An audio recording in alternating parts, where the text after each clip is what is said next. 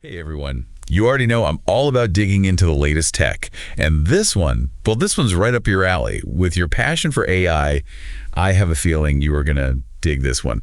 We're diving into Meta's Ray-Ban smart glasses. Yeah, they've been getting a ton of buzz, but you know us, we're going beyond the hype. Totally, yeah. We're not just talking about a cool gadget here. Our deep dive today is focusing on this article by Srinidhi Ranganathan. Maybe you've heard of him. He calls himself the human AI. Interesting, right? Human AI, I like that. He really breaks down some thought-provoking ideas about these glasses and what they could mean for, well, everything, really. Okay, so he calls these glasses a pivotal shift, right? Yeah. What makes them different than, say, just wearing a smartwatch or using AR on your phone? You see, that's the thing. Ranganathan's main point is all about seamless integration. He really thinks that these glasses are like a real tangible step towards this future where technology, it's not separate anymore. It's just part of us, part of how we experience things. He uses this phrase, augmented vision. Okay, I could see where you might think, oh, here we go, just a fancy marketing term, right? Yeah. Right, exactly. But he actually backs it up. He gives some really compelling examples. Like, imagine walking down the street and instead of pulling out your phone for directions, your glasses are subtly showing you the way. Virtual arrows right on top of your actual view. Okay, I'm picturing it. Or how about this? You're looking at a restaurant and boom, you see the menu, reviews, even open tables, all projected right there on your glasses. That's wild. So it's not just like convenience, is it? It's actually changing how we see the world. Like our senses are getting an upgrade or something. Exactly. You got it. Ranganathan believes it's going to change how we interact with the world fundamentally, like blurring the lines between, what's real and what's digital in ways we're just starting to understand. He even talks about being in virtual meetings where it feels like the other people are right there in the room with you. See, now that's just cool. No more of those awkward Zoom calls where no one knows where to look. Yeah. I'd be down for that. And he says that level of immersion, it's going to be huge, not just for like hanging out with people, but for learning, entertainment, even healthcare.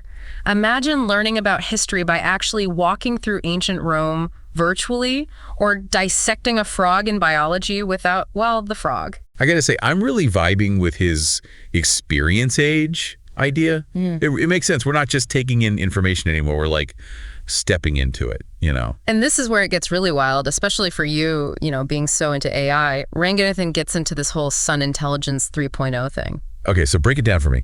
What is Sun Intelligence 3.0 and how is it different from just like Siri or Alexa? That's the question that really got me hooked on his thinking. He's saying these glasses will basically become these hyper-personalized AI assistants, but way beyond just following commands, He's talking about AI that anticipates what you need, learns your habits, even provides real-time analysis to like guide you through your day. Whoa, okay, so you're telling me I could have an AI telling me to grab an allergy pill on my way out the door because it knows the pollen count is going to be crazy. Yeah, exactly. Or like picture this, you're running late for a meeting and your glasses, they don't just tell you the fastest route, they actually draft up a message to let everyone know you're on your way. It's like, it's thinking ahead for you. Okay, that is next level stuff. But that brings up a whole other issue, doesn't it? I mean, how much data are we talking about here and what are they doing with it? You're hitting the nail on the head. That's the big question. And to his credit, Ranganathan, he doesn't shy away from it at all. He actually spends a big chunk of the article talking about the privacy stuff because, the potential for misuse is huge. So what's the solution? Does he even have one? It feels like we're always trying to catch up with technology, right? By the time we figure out the rules, the game's changed already. Right. It's the million-dollar question. Ranganathan's argument is we need a totally new way of thinking about data privacy. It shouldn't be about companies just following some rules. It should be about people having actual control over their data. Okay, I'm listening, but how do we actually make that happen? He talks about this concept of data dignity, which I thought was fascinating.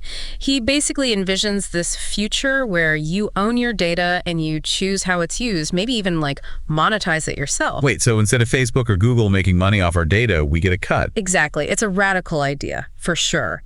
But he says it might be the only way to build trust in a world where tech is becoming so intertwined with our lives. And he connects this back to the glasses, right?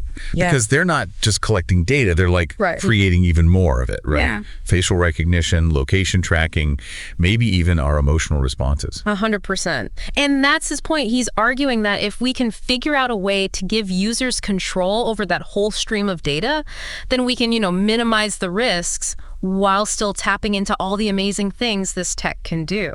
It's definitely a lot to process, but I have to say, it's refreshing to hear someone tackling these issues head on, you know? Yeah. Instead of just saying, hey, cool tech, but be careful, he's actually trying to map out a path forward. Right. That's what's so great about his writing. He's not just optimistic, he's also realistic. He knows there are potential downsides, but he also really believes we can shape this technology so that it empowers us, you know, not the other way around. I don't know, even with all the safeguards in the world, it still feels a little, I don't know, creepy. Like, are we really ready for a world where our glasses are constantly analyzing our every move, our every thought even? Yeah, I know what you mean. It's definitely a bit, I don't know, unnerving. But the way Ranganathan sees it, this technology is already moving faster than we realize. Like, he makes this point that we're already using AI in so many parts of our lives and we don't even realize it half the time. Yeah, he's got a point. I mean, think about it. Personalized recommendations on Spotify or Netflix, those navigation apps that are always rerouting us based on traffic. AI is already shaping our decisions, you know, every day in subtle ways. These glasses would just be making that connection more obvious, more, I guess, in our face. So he's not saying this is some crazy new future. It's more like we're already kind of living it. We just haven't fully realized it yet. Exactly. And the question isn't really if we want this technology because, well, it's here. The question is, how do we want it to develop? How do we make sure it's used ethically, responsibly? And that brings us back to his whole data dignity idea, right? If we have more control over our own data, does that actually give us more power in this relationship with AI? I think so. That's the hope anyway. He's suggesting that if we can make data ownership a thing, then companies will have to start using data better, more transparently. He talks about a future where we can choose how our data gets used, you know? Like, maybe I'm cool with sharing my data for medical research or something, but I don't want it used for targeted advertising. It's about having options. So moving away from this system where our data is basically being bought and sold like a commodity. Exactly. It's about giving individuals more, more control. And I mean, sure, it's a complex issue, but I really dig how he's trying to find solutions, you know? It really gets you thinking. As someone who's, you know, pretty into the whole AI scene, this has been, well, enlightening is an understatement. He's not just telling us what these glasses could do, but also making us think about, like, our responsibility as we move into this new world. Absolutely. It's a call to action in a way. Big shout out to Srinidhi Ranganathan, the human AI himself, for giving us so much to think about. For sure. He's given us a lot to consider as we step into this whole new world of augmented reality and, well, I guess, augmented lives, really. And to you, listening, what do you think? How do you see yourself navigating this technology? It's a brave new world out there, and we're all figuring it out together, one algorithm at a time.